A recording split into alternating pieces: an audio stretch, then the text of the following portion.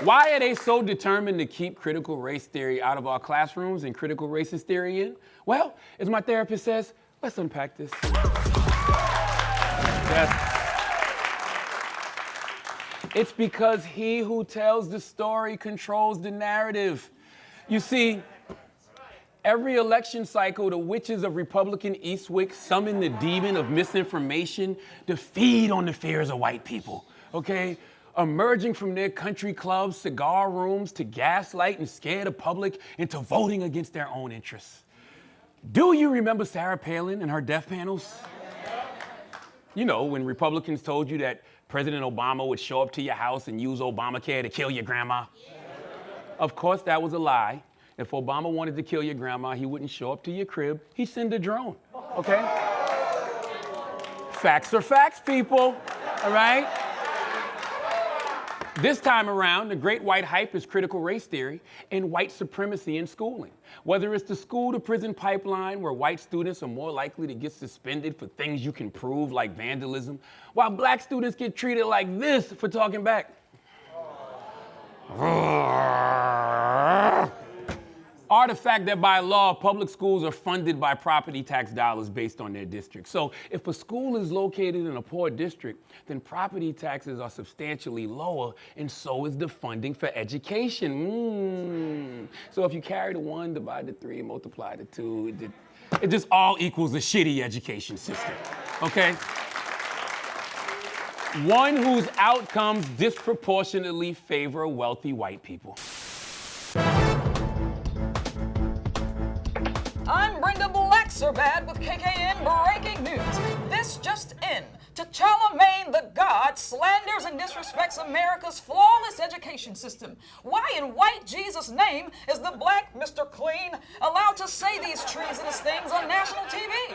I'll tell you what's crappy, Mr. Charlamagne Tha God, if that's even his real name, that colored people have the right to read and affirmative action, yet still complain about everything. I mean, what's next on the list? Black college professors getting tenure? Negro, please.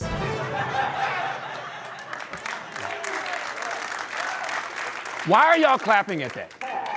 I simply don't like her, okay? As I was saying before I was interrupted by Brenda Blackserbad, God bless hardworking teachers, but underfunded schools and overcrowded classrooms are not the best recipes for success. But it is the recipe to a potential life of crime. Young kids need attention and opportunity. And by the way, many white parents don't have this problem. Here in New York City, AKA the most liberal city in America, it's common for well-to-do white parents to live in historically black neighborhoods, but send their kids to school in affluent white neighborhoods. How, Sway? It's because they rent a property in affluent neighborhoods like Park Slope and claim to live there. And get this, after registration day passes, those children can stay in the school district even if the parents stop renting there. But when black parents do the same thing, they are severely punished. Like Kelly Williams Bowler, who in 2011 was sentenced to 10 days in jail, 3 years probation, and 80 hours of community service after she was found guilty of using her father's address instead of her own. Or Tanya McDowell, who served time after a plea deal related to falsifying her residence in order to change school districts, even though she was reportedly homeless at the time. And even though she had prior troubles with the law, it still doesn't change the fact that she was convicted of first-degree larceny for basically stealing an education. They were both willing to risk their freedom so that their child can have a better future. I would do the same, okay? Yet and still, school districts 1, city girls 0, okay? I mean, I can hear them now. I mean, shame on these poor black mothers anyway. Don't they know that if they want their child to have a chance at a better future, then they should just either be rich or pray to God that their child wins the regional charter school lottery? It's that easy. Which brings us back to critical race theory. Critical racist theory. Because even if your child is lucky enough to go to a school where the classrooms aren't more crowded than the emergency room after a crate challenge, they're still in danger of being fed a critically racist curriculum.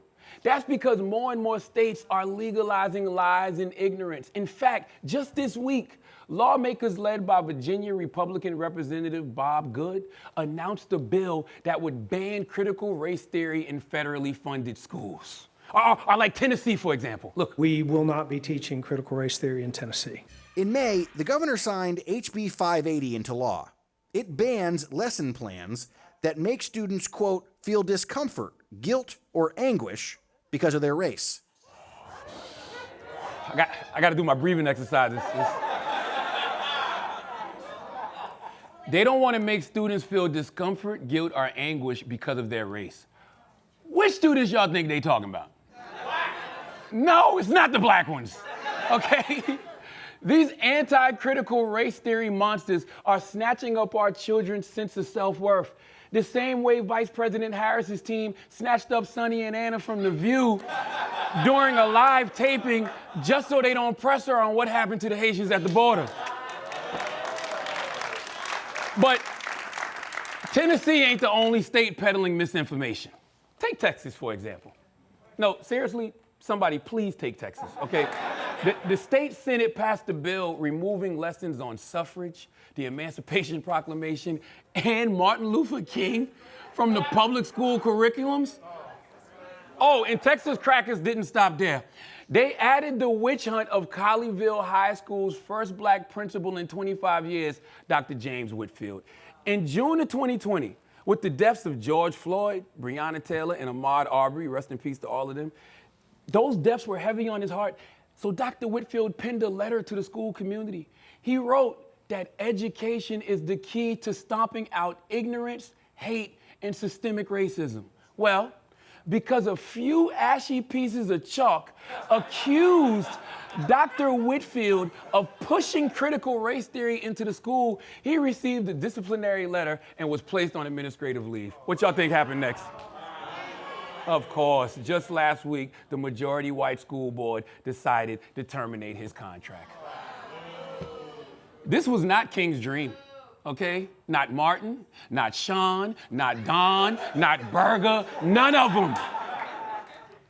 The purposeful revisionist history they are doing in regards to tragedies that have happened here in America is so strong that one day they're going to say this picture of JFK was just him going out on a nice sunny day to clear his head. That's right. That's how y'all should feel. That's how y'all should feel about all of this, okay? But let's keep it 100. We know what they really want to teach our kids. That black people weren't shit, ain't shit, and will never be shit. But